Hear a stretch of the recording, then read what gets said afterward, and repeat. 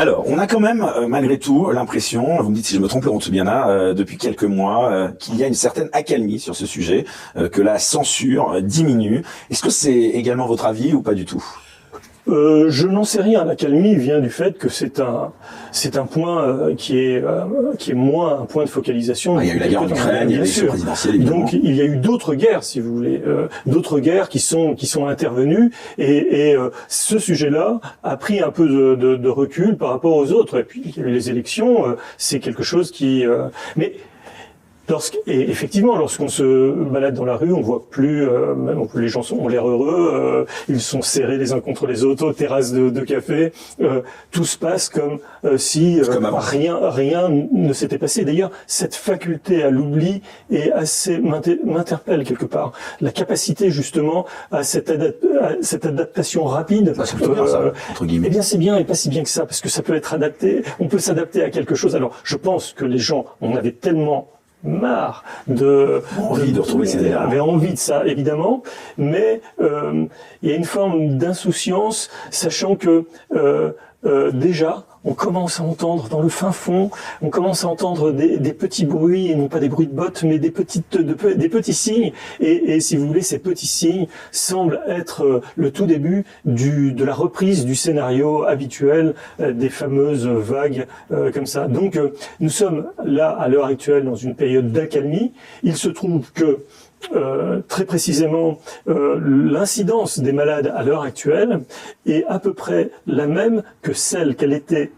de l'incidence au pire moment de la fameuse deuxième vague. C'est-à-dire que le nombre de malades par semaine ramené à la population, alors que là tout le monde est tranquille, à l'époque en question, on nous mettait un confinement, et ça a été l'un des confinements les plus durs parmi les deux, et qui a duré, qui a été suivi d'un couvre-feu qui a duré jusqu'en juin 2021. Donc vous voyez, sur la base des mêmes chiffres quelque part, la différence de comportement qu'il peut y avoir le comportement des autorités sanitaires.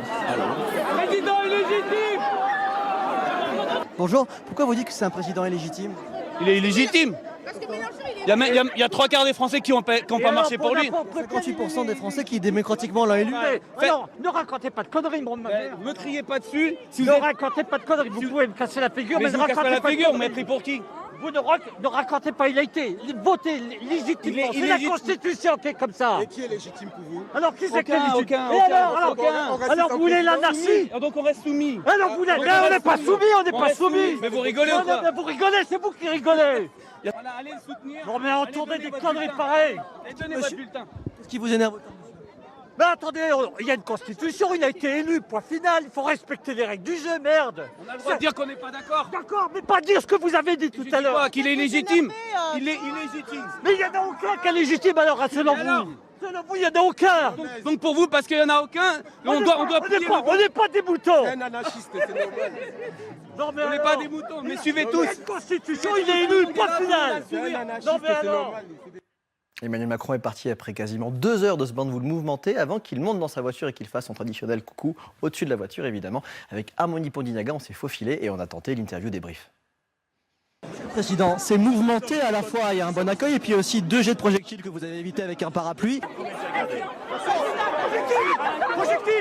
Et des gens qui disent que vous n'êtes pas légitime, on a parlé à plusieurs personnes. C'est un accueil compliqué quand même pour un président réélu. On n'est pas des moutons. Parce qu'à Dessein, je vais dans des endroits où la vie est dure. Et donc, il y a toujours des imbéciles qui jettent des choses. Vous avez subi aussi, il y a des gens qui ont le sang chaud. On n'est pas des moutons. Mais ils ne doivent pas représenter les autres. Ici, vous avez des gens qui, dans leur immense majorité, ont une vie difficile. On n'est pas des moutons. Je pense qu'il faut tordre le cou, si je puis dire, à ce discours délétère qui remet en cause la démocratie. On n'est pas des moutons. Donc je suis là, je vous le dis, pour la considération et l'ambition. On est passé de banlieues ouvrières qui pouvaient comprendre la défense de l'entité européenne face à l'Amérique à des gens qui veulent bien comprendre qu'il faut critiquer l'Amérique, mais que si on reparle de la mosquée qui est là-bas, on a totalement détruit la conscience radicale universelle, on a tribalisé les banlieues. Donc on les a rendus incapables d'une conscience de classe, mais on les a rendus porteurs de valises de la culture américaine. Les dialos, les dialous, les dialus, les dialeux, ils sont tous américanisés et ils bossent là-bas. Et ils bossent là-bas rétribués en tant que minorité visible du privilège visible. C'est-à-dire que tout ce qui sort des banlieues est contre-révolutionnaire par essence. Contre-révolutionnaire du point de vue de la lutte de classe et contre-révolutionnaire du point de vue de l'américanisation. Donc, il faut comprendre cette déchéance culturelle. On a de plus en plus de mal à faire comprendre ce que veut dire abolition du salariat si on habite Mantes-la-Jolie. Et c'est même pas la peine de leur parler de Michel Jobert, puis de la volonté américaine, depuis De Gaulle et Adenauer, d'écraser l'autonomie européenne. Donc, il y a une déperdition culturelle qui est voulue. Et de la même manière que Bruxelles détruit de l'intérieur, par ses recommandations et ses directives, le commerce, l'industrie et l'agriculture française, 40 ans de vassalisation culturelle américaine, dans l'abrutissement de musique de merde, d'identité de merde, on construit des banlieues abruties qui n'ont aucune culture. Ce sont des banlieues américaines. Donc tout se joue là. C'est-à-dire que non seulement il faut détruire la possibilité de Rapallo en détruisant les infrastructures technologiques de ce qui pourrait faire naître un impérialisme européen, mais il faut détruire tous les soubassements culturels qui rendent possible la perception du comprendre. Donc on ne comprend plus rien à la Commune de Paris, on ne comprend plus rien à De Gaulle, on ne comprend plus rien à Napoléon, et puis on fait des onomatopées bruitistes avec un vocabulaire de 200 mots, et on fait du rap de merde dans les banlieues urbaines. Et si vous voulez, tout ça, c'est l'immanence du capital qui détruit la possibilité même du percevoir. Et on en retombe sur la critique de l'indistinction et le problème du chaos. Le chaos de l'indistinction qui produit le chaos terroriste, le chaos sanitaire, tous les chaos possibles, c'est le chaos de la perception. Aujourd'hui, on produit des gnomes autonomes, solipsistes et schizophréniques, qui ne savent pas d'où ils viennent, qui ne savent pas où ils vont. Alors, parlez-leur de géostratégie mondiale et de Rapallo, ils ne comprendront rien. Parlez-leur de la lutte de classe et pourquoi le grand remplacement immigrationniste et LGBTiste, ils comprendront bien. Et expliquez-leur pourquoi, alors on le fera dans la prochaine émission d'actualité, Macron, Mélenchon, fusilleurs du prolétariat. On en revient à l'affaire Dreyfus et la Commune de Paris. La Commune de Paris a été massacrée par Clémenceau, Zola et Gallifet en termes de langage, en termes de fusil. Mais qui demain massacrera le prolétariat révolutionnaire? Les chefs des banlieues et des métropoles de la mondialisation réussie qui veulent le grand remplacement immigrationniste LGBTiste pour que plus jamais on parle d'abolition du salariat. Macron, Mélenchon, point commun avec les clientèles immigrées. Nous ne voulons plus jamais entendre parler de l'abolition du salariat. Nous ne voulons pas entendre parler de l'érotisme, du cochon et du bon vin, de la radicalité infinie. Non. On voile la vie, on voile pas que les femmes, on voile la vie, on voile le désir, on voile l'insurrection. Tout le monde à quatre pattes devant la soumission à la valeur d'échange théocratique du monothéisme de marché. Laurent Anzo, vous avez 1 minute avant notre petit rappel des titres. D'abord, c'est une émission sur une chaîne de télévision faite avec des journalistes. Donc si les Russes devaient prendre en compte et prendre au sérieux toutes les émissions qui ont été faites... Sauf que les Russes n'ont accès qu'à ce type d'informations. Oui, nous avons aussi accès à un nombre d'informations relativement limité, contrôlées par un nombre de personnes très limité en France aussi. Donc, oui, enfin, on ne peut pas comparer la Russie et la France quand même en termes de propagande. Oui, il y a des oligarques en Russie, il y en a aussi en France. C'est pas la même chose. C'est pas comparable. Je crois que bien sûr, c'est pas comparable. Mais une chose est sûre, c'est qu'il y a des gens qui aiment bien jouer à se faire peur en Russie, comme il y en a qui aiment bien jouer à se faire peur aussi en France. On a eu des émissions tout à fait comparables dans les médias français ces derniers mois. Donc, évidemment, il ne faut pas trop prendre ça au sérieux. C'est quand même qu'une émission de télévision. Ça démontre surtout une chose. C'est la chaîne numéro 1 en Russie. Je sais bien. Une télé d'État. Oui, mais regardez les émissions de BFM. Qui est regardée par la majorité des Russes. On ne peut pas comparer BFM. Non, je ne peux pas vous laisser dire ça. Je ne peux pas vous laisser dire ça de nos confrères parce que c'est pas vrai. Très bien. On ne peut pas comparer la télé russe avec les médias français. C'est pas possible. Bon, je n'en pense pas moins. Je pense qu'il y a de toute façon un jeu pour faire de l'audience et un jeu pour faire du bruit, en quelque sorte, dans un certain nombre de médias. Tout ça n'est effectivement pas très responsable. Ça démontre qu'ils ont des journalistes idiots. Si en tout cas c'est téléguidé, c'est volontaire, c'est-à-dire que si cette émission était volontaire, elle a le mérite, je dirais paradoxal, de nous montrer que nous sommes tous voisins. C'est-à-dire derrière ces 202 secondes ou derrière ces 160 secondes, il y a un truc qui devrait tous nous dire quelque chose, c'est « Ok, mais la Russie, c'est chez nous. C'est en Europe. Ça fait partie du continent européen. Donc, à quel moment on va comprendre que ni dans l'intérêt, ni que le rôle des Européens n'est pas de satisfaire les besoins des Chinois, de satisfaire les besoins des Américains, mais de satisfaire les besoins des Européens et de l'économie et des populations européennes. On en reparle. Deuxième point, le président Biden a été beaucoup plus prudent que son ministre de la Défense, secrétaire d'État, qui a annoncé à Rammstein qu'il était là pour affaiblir la Russie. Or ça, permettez-moi de le dire, c'est extrêmement dangereux de dire ça, même si c'est la réalité, peu importe. Mais on n'est pas obligé de le dire. On est là pour soutenir l'Ukraine. Surtout quand on fait face à Vladimir Poutine. Bien sûr, on est là pour soutenir l'Ukraine. Dire qu'on va affaiblir la Russie, ça va être immédiatement récupéré par la propagande russe, même si c'est la réalité, peu importe, en disant, vous voyez bien, on est en 3e guerre mondiale, puisque c'est la Russie contre les États-Unis. Donc il faut éliminer ce sujet-là, et bien soutenir la position de droit dans laquelle nous sommes. Charte des Nations Unies, article 51, un pays est attaqué, il a le droit de se défendre et nous avons le droit de l'aider.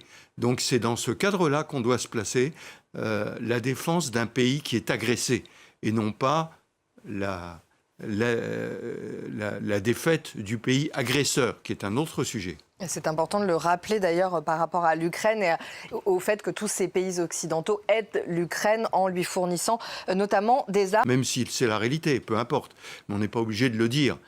Il y a eu un formatage. Alors, tout le monde connaît l'expérience des Young Leaders, tout le monde connaît la manière dont sont recrutés dans les banlieues des équipes de jeunes ambitieux qui veulent réussir dans le clientélisme et qui sont formés par les Américains. La presse américaine, les universités américaines n'arrêtent pas de regarder les banlieues françaises comme un modèle de nouvelle culture. Et de la même manière que toutes les élites françaises se sont rangées progressivement dans cette idée qu'il fallait construire une Europe otanesque, il y a une acceptation du modèle américain qui fait que tous ces gens-là ne se posent pas la question que vous avez posée, Véronique. Parce que les ministres européens, les chefs d'État européens, sont les missi dominici de l'ordre américain. C'est le masque de Janus, c'est Janus bifrons. Il va y avoir les élections sur lesquelles on va reparler. Tous ces gens-là se présentent aux élections en parlant de France. Et quand ils parlent d'Europe, ils disent aux électeurs que l'Europe, c'est une excroissance des pays européens. Mais quand ils se retrouvent entre eux, dans les loges, dans les cénacles, dans les réseaux, ils ont un autre langage. Ils ont le langage supranational de l'ordre américain, de la CIA et de l'OTAN. Ces gens-là sont tous schizophrènes. Ils ont de langage. Mais s'ils ont de langage, ils n'ont qu'une action. Cette guerre qui est conduite aujourd'hui en Ukraine, elle a été voulue par la CIA et l'OTAN pour foutre un gigantesque bordel dans l'économie européenne qui, au fur et à mesure que la tyrannie sanitaire s'éparpillait, il y avait un redémarrage potentiel des forces productives, même si la mise en friche était encore le surdéterminant. On imagine très bien un De Gaulle ou un néo-De Gaulle prenant son avion et disant je vais à Kiev et je vais à Moscou. C'était ça la politique de non-alignement. Il n'y a plus de politique de non-alignement. Toutes les politiques aujourd'hui européennes sont alignées. À partir du moment où toutes les politiques sont alignées, ça veut dire que les États européens sont chargés d'être les liquidateurs judiciaires de l'économie et de la technologie européenne. Quand on a vendu Alstom à General Electric, ce n'est pas une erreur de parcours, même s'il y a beaucoup d'inculture. Alors, on en revient au problème de la culture. Quand vous entendez les conférences de presse de De Gaulle, quand vous lisez les textes de De Gaulle, même si nous qui sommes pour le zéro État, on fait une critique radicale de tout appareil d'État, on voit bien la décomposition culturelle. On est passé de Gaulle à Pompidou, de Pompidou à Giscard, de Giscard à Mitterrand. Puis après, c'est la déchéance. C'est la décomposition des corps et des esprits. On arrive à Sarkozy et à Hollande. Puis alors là, on est chez le larbin bancaire. Et ces gens-là sont dans une inculture complète. Je suis persuadé que si vous leur parliez des rencontres sur le Yémen entre Napoléon et Alexandre Ier, ils n'ont même pas lu les notes de l'époque que Colincourt a produit et qui expliquent cet axe stratégique Paris-Moscou qui déjà à l'époque était effectivement une tendance géopolitique et diplomatique. Ces gens-là n'ont pas de culture. Nous sommes sur la circonscription de quelqu'un de très connu au gouvernement, c'est le numéro 4 de l'État, qui est Ferrand, donc Richard Ferrand. Et Richard Ferrand, lors de ses vœux aux gendarmes, ça m'a été rapporté, a dit « Vous êtes là pour servir la République ». Oui. En fait, non. L'armée est là pour servir le peuple. Oui. La République, c'est un régime politique. Le peuple, c'est une entité, en fait. Et donc, ce jeu sur les mots est extrêmement violent, parce qu'en fait, la République, on connaît sa naissance, on connaît finalement les soubresauts qui passent de son instauration en 1789 jusque la Restauration, et puis le retour de la République. Et en fait, on oublie toujours, et c'est l'un des sujets de l'interview longue dans Hold Out, il faut savoir comment naît cette République. En fait, cette République naît après la Restauration. Et la Restauration, c'est Louis XVIII. Et Louis XVIII, en fait, qui est un grand aristocrate, évidemment, c'est le retour et successeur de Louis XVI. Donc, on restaure la monarchie, et il souffre de plaies variqueuses. Donc, déjà la santé. Et en fait, son prieur de l'époque lui dit Sire, ça ne peut pas continuer comme ça, je vous propose que vous alliez jouir de soins dans les bains. Et il va à Enghien-les-Bains. Et donc il va se baigner à Enghien-les-Bains, et voilà. Et en fait, l'aristocratie et la cour de l'époque s'emmerdent à Enghien-les-Bains, parce qu'il n'y a rien à faire. Et ce qu'ils vont faire, en fait, à ce moment-là, c'est qu'ils vont inviter des petits voyous, des petits caïds, pour monter des salles de jeu.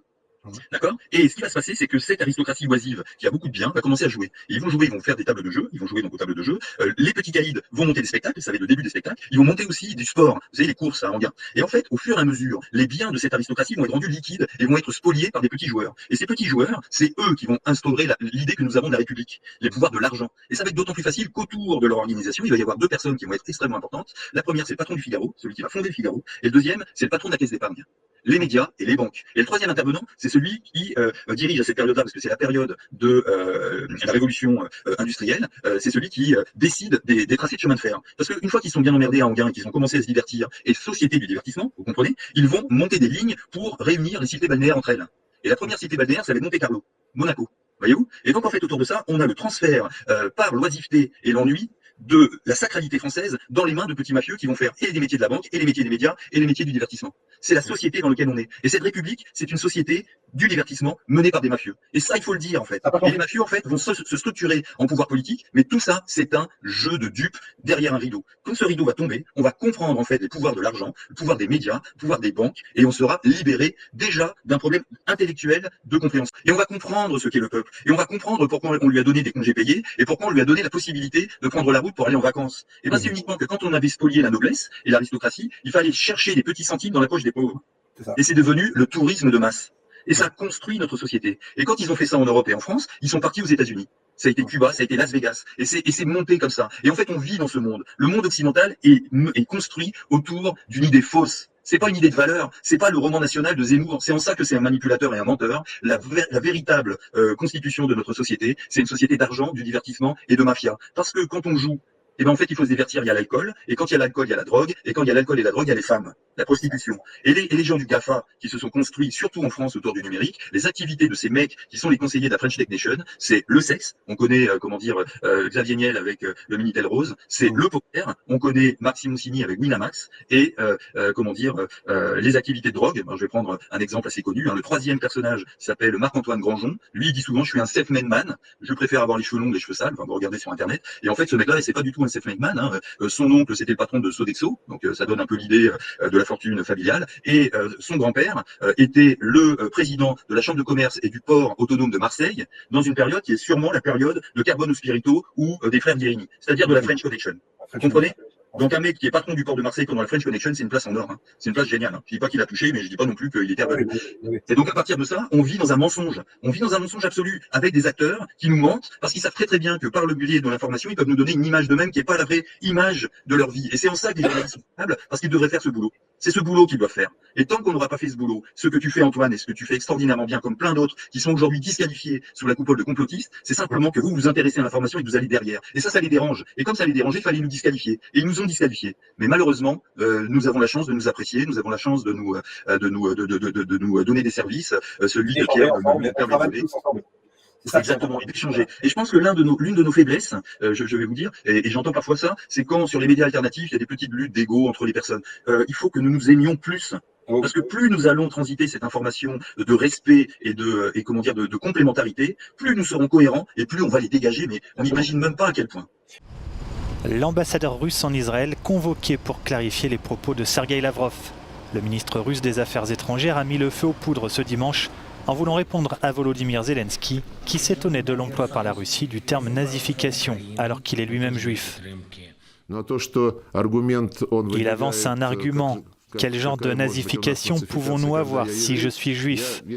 Mais si je me souviens bien, et je peux me tromper, Hitler avait aussi des origines juives. Donc cela ne veut absolument rien dire. Depuis un certain temps, des juifs eux-mêmes nous ont dit que les plus grands antisémites étaient juifs. Des propos sulfureux qui n'ont pas tardé à faire réagir en Israël. Le ministre des Affaires étrangères, Yair Lapid, a qualifié cette déclaration d'impardonnable et de scandaleuse, ajoutant que le plus bas niveau de racisme contre les Juifs était d'accuser les Juifs eux-mêmes d'antisémitisme. Le directeur du musée de la Shoah à Jérusalem a également tenu à condamner cette intervention. Les propos du ministre russe des Affaires étrangères, Sergueï Lavrov, sont fallacieux et doivent être condamnés dans les termes les plus forts. Il propage essentiellement l'inversion de l'Holocauste, où les victimes sont considérées comme les auteurs des crimes. El presidente de este país, Volodymyr Zelensky, compareció de forma telemática ante el Congreso griego, acompañado por 2 militantes del batallón neonazi Azov, en un movimiento que fue duramente criticado por las comunidades griegas que habitan en las autoproclamadas repúblicas de Donetsk y de Lugansk. Nuestro enviado especial a este lugar, Alejandro Kirk, nos cuenta. El presidente ucraniano Volodymyr Zelensky ha estado recorriendo por videoconferencia los parlamentos de la Unión Europea. Hoy se presentó ante el Parlamento griego y cometió un error político al llevar consigo a 2 representantes de los grupos nazis del batallón Azov. Esto fue lo que comentaron aquí en Donetsk los dirigentes de la comunidad griega. Los que están luchando con Azov no sé quiénes son. Si hay 2 ladrones allí junto al payaso, es su problema. Creo que habrá un ajuste de cuentas por todos sus pecados ante su propio pueblo, y sea lo que hayan hecho, serán castigados, tarde o temprano. Algo dijeron que combaten el fascismo. Sin verdaderos nacionalistas y fascistas, esos son. ¿Con quién pelearon sus abuelos? Mis abuelos lucharon contra el fascismo, por ejemplo, contra Hitler, contra el fascismo alemán. Et ça s'est vu, alors les dernières semaines ont été même la dernière semaine a été très illustrative, puisque M. Zelensky, qui fait des shows télévisés dans tous les parlements occidentaux du monde, a fait d'ailleurs un show télévisé au Parlement grec la semaine dernière. Et là, le masque est tombé, puisque à côté de M. Zelensky, il y avait un des fascistes qui le surveille. Car la réalité est là, c'est que même si M. Zelensky, en imaginant, je ne suis pas dans sa tête, qu'il ait envie que son pays retrouve la paix, il ne peut pas le faire, parce qu'il a à côté de lui maintenant, là on l'a vu sur les écrans les autres jours, le fasciste de service était dans la pièce à côté, maintenant il l'a à côté de lui sur les écrans, et ça a été la révélation au Parlement grec, c'est-à-dire que, et ça veut dire... Ça a fait une grande révolte, la moitié des députés sont sortis pour ne pas lui parler. Το τάγμα του Αζόφ τι είναι, μας το εξηγείτε εσείς, γιατί τα ξέρετε αυτά πάρα πολύ καλά. Βεβαίως, κοιτάξτε, υπάρχει ένα... Είναι νεοναζιστές καταρχάς. Parce que tous ces dictateurs qui sont revenus, qui veulent empêcher Dieu de régner dans son monde, qui veulent empêcher la symbiose entre le ciel et la terre, entre Israël et les nations, entre l'homme et la femme, qui veut tout simplement par le transhumanisme détruire la famille, détruire l'être intérieur, c'est-à-dire véritablement, c'est une horreur. Ce sont, j'allais dire, ce sont des êtres reptiliens qui sont au pouvoir. Vous comprenez? Ce ne sont pas des descendants d'Adam et Ève. Je répète, ce ne sont pas des descendants d'Adam Arishon, parce qu'ils ont l'aspect humain, mais ce ne sont pas des descendants d'Adam Arishon. Ce ne sont pas des humains. C'est ça qu'il faut comprendre. Et ça, c'est très important. Et malheureusement, ils sont au pouvoir. Ils sont au pouvoir dans les grandes structures, dans les grandes banques, ils sont partout. Mais seulement dans les élites. Et ils sont cachés. Ils sont cachés. Ils se servent des dirigeants comme des instruments, comme des pantins. Et donc, tous les dirigeants sont à la merci de toutes ces forces obscures, sataniques, qui, elles, véritablement dirigent le monde. Absolument. Donc, nous allons donc vers une période extrêmement compliquée, extrêmement difficile, cataclysmique, ça c'est absolument sûr. Le conflit en Ukraine n'est que le début d'un processus qui va faire extrêmement peur.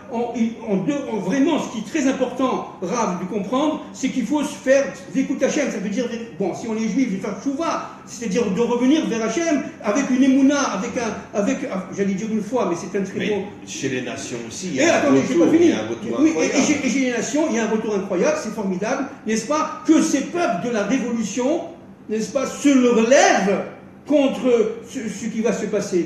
Qu'il y ait véritablement un réveil des peuples, dans la base. Et c'est ça le Mashiach. Le Mashiach, il vient de la base, il vient d'en bas. Mais évidemment. Mitarta. Ish Semar ou Mitarta Gitzmar. Voilà. Il vient de tout en bas. Contrairement à tous ces idiots qui pensent que le Mashiach, ça sera un rabbi, un tzaddik, certainement pas. Certainement Ils n'ont rien compris. Ils n'ont rien compris. C'est absolument pas ça. Le Mashiach, c'est un être universel qui fait la réparation des Adam Arishon. Voilà. En un mot, d'une manière tout à fait synthétique. On est au cœur de la guerre totale que les États-Unis mènent sur l'Europe. Où les États-Unis arrivent à écraser l'Europe dans la politique de restriction et de sanction, c'est-à-dire que le capitalisme européen est en train de se faire harakiri, il est en train de sacrifier tout son potentiel historique, technologique, économique, agricole, parce qu'il est vassalisé et neutralisé par l'ordre américain. C'est-à-dire que chaque mois qui passe, les capitalismes européens vont s'écrouler. Encore plus, davantage, encore plus, davantage. Ça veut dire qu'il y a une colère sociale qui va remonter. Mais s'il n'y a pas ça, et que progressivement, Paris, Moscou mettent en marche des partenariats, ces partenariats vont détruire toute la dynamique chimérique de l'endettement, de l'éléphantiasme du dollar, euro-dollar, pétrodollar qui existe depuis 1971. Le capital américain aujourd'hui, il vit pas simplement sur le délire du billet vert des 10 dernières années. Le passage des changes fixes aux changes flottants en 1971 avec le crédit chimérique, c'est des trilliards et des trilliards de dollars. Là, si quelque part, une unité économique se mettait en marche entre Paris et Moscou, c'est toute la dimension stratégique américaine, agricole, industrielle, commerciale, qui verrait s'invalider son soubassement millénaire. Donc c'est ou l'un ou l'autre. Si vous voulez, le surgissement du prolétariat ne va pas se faire partout, au même moment, de la même manière, dans des formes de correspondance immédiate. C'est ou Rapallo qui se reconstitue et l'Amérique s'écroule, ou l'Amérique va jusqu'au bout de son étranglement de l'Europe dans cette guerre ukrainienne créée de toutes pièces, et à ce moment-là, c'est l'Europe qui s'effondre.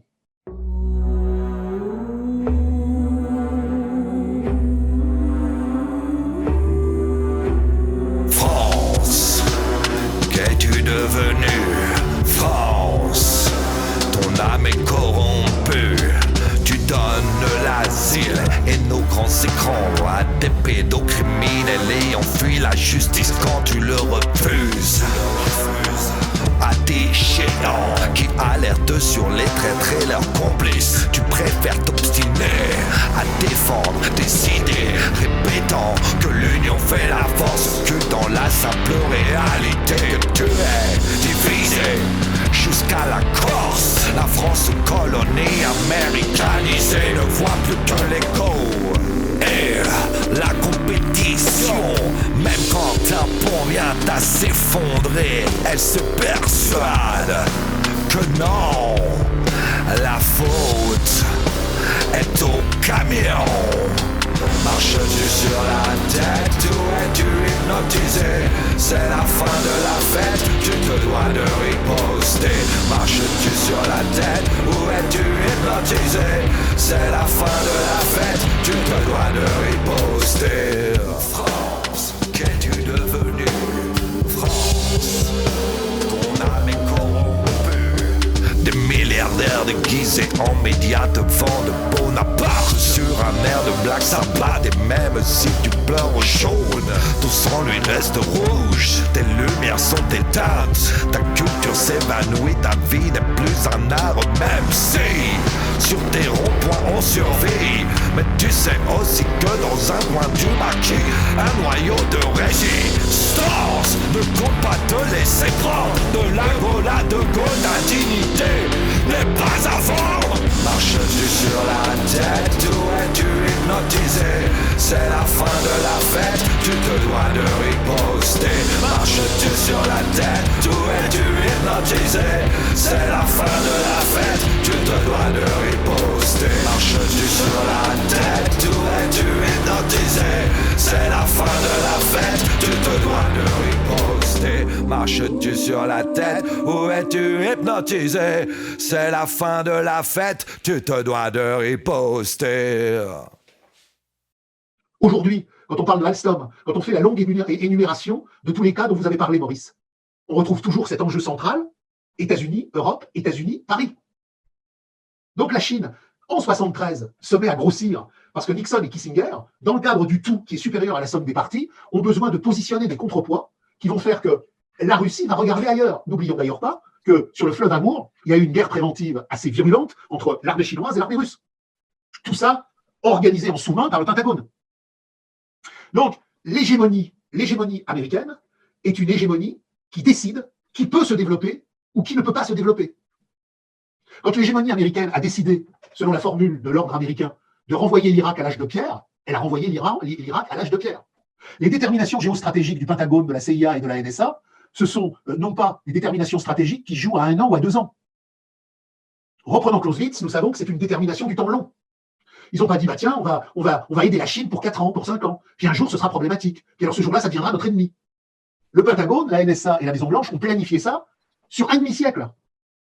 Et ils l'ont planifié sur un demi-siècle parce que dans le même temps, la planification du un demi-siècle avait pour objectif la destruction de l'Europe. Donc il n'y a pas d'un côté, le Pentagone bosse sur le cas chinois, de l'autre côté sur le cas russe, de l'autre côté sur le cas européen. Il y a une vision globale. Alors il n'y a pas l'intelligence historique de la détermination radicale telle que Hegel, Clausewitz et Marx, non, mais il y a une très nette compréhension des enjeux de l'inimitié.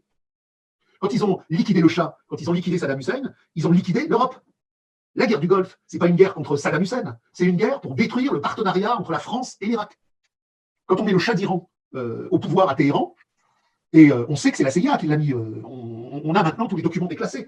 C'est pour casser le partenariat que Reza Pahlavi avait voulu mettre en marche avec Georges Pompidou. Et tout ça se fait à l'échelle mondiale. À l'échelle mondiale. Donc, quand les États-Unis, dans les années 70, disent il faut liquider De Gaulle et il faut créer une Chine moderne, c'est la même chose. Quand Nixon débarque à Pékin, il a De Gaulle dans la tête. Et quand Nixon débarque à Paris, il a Mao dans la tête. Il y a une dialectique interactive des complémentarités de nécessité. Donc, la Chine, depuis 50 ans, est mise sur pied dans la géopolitique mondiale parce qu'elle fait partie des cartes pour effectivement empêcher le retour à Rapallo.